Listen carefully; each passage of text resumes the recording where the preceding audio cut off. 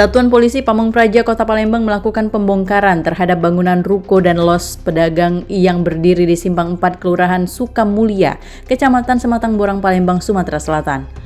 Pembongkaran dilakukan dengan menggunakan alat berat untuk merobohkan sejumlah bangunan yang berdiri di lokasi tersebut. Tindakan pembongkaran ini disesalkan oleh Legino selaku pemilik bangunan.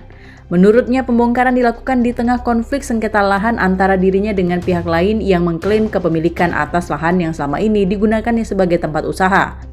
Legino menilai pembongkaran tersebut tidak tepat karena hingga saat ini belum ada putusan resmi dari pengadilan terkait sengketa lahan yang sedang berlangsung.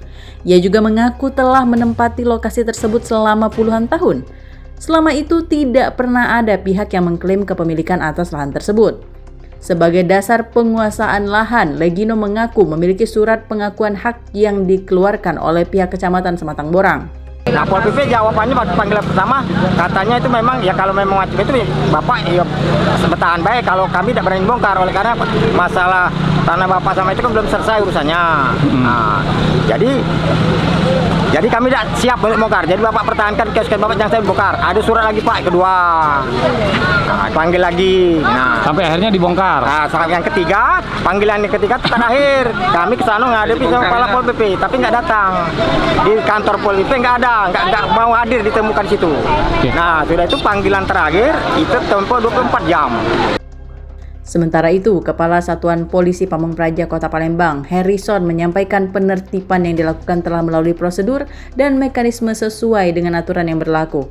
Sebelumnya, Satpol PP telah memberikan surat peringatan hingga surat eksekusi penertiban karena bangunan tersebut berada di atas jalur hijau.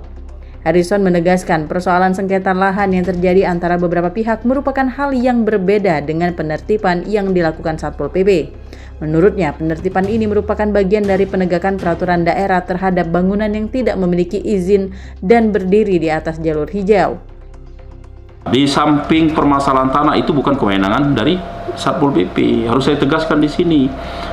Berkaitan masalah katanya tanah sengketa, ada yang mengklaim, yang ini, itu bukan kewenangan kami. Kewenangan kami batas bangunan, ya kios yang tidak memiliki izin dan berada di jalur hijau. Itu. Dari Palembang, Sumatera Selatan, Muhammad Riza Falevi, iNews melaporkan.